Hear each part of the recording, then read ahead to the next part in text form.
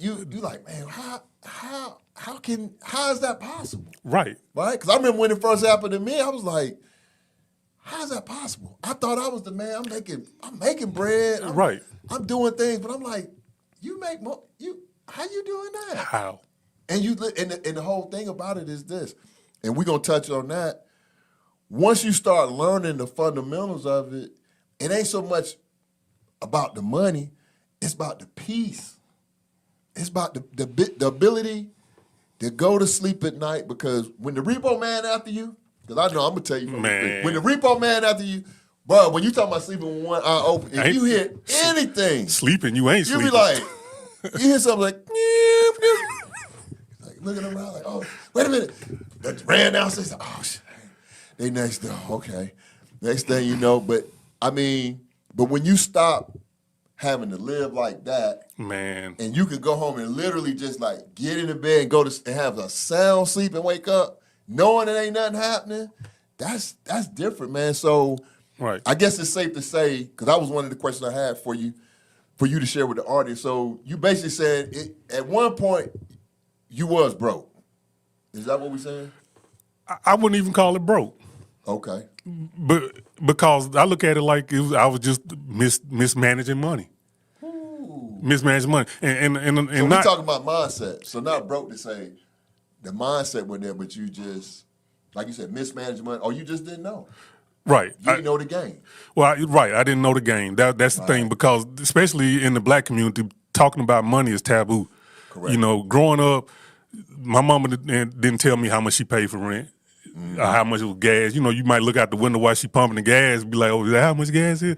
But other than that, there was no discussion about finances. So, and if you think about it, if you don't get the discussion of finances in your family, you don't get the discussion of finances from K through 12. You can go and get a PhD and still never know how to balance a checkbook. It's not taught anywhere, right? So it's purposely done that way. We ain't got time to even get into it. No, Why? that's look, you know you coming back on, so that's systematic. So we're gonna use the short version. That's systematic. Right. Right? It's happening.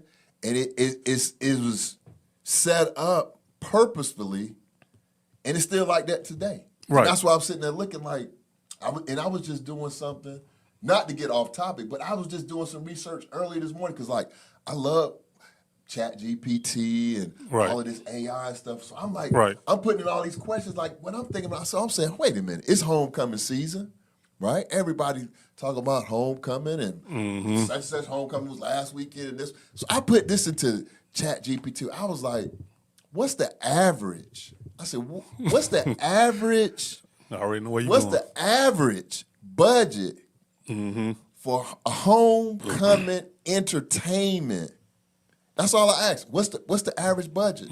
That thing broke out a chart, and it was like it could range anywhere from $50,000 to $300,000. They said for the high-end HBCUs, Howard, shout out to the alumni, FAM, Spelman, Morehouse. They putting on. They said they could spend in excess of $300,000. Putting so on. I was like, wait a minute, man. So we entertaining for over $300,000. So then the next question, I was like, in comparison to that budget, what's the budget for teaching students financial literacy? I just put that in ChatGPT. It ain't me. It ain't research. It ain't like we used to do, like go down to the library, look up. Right.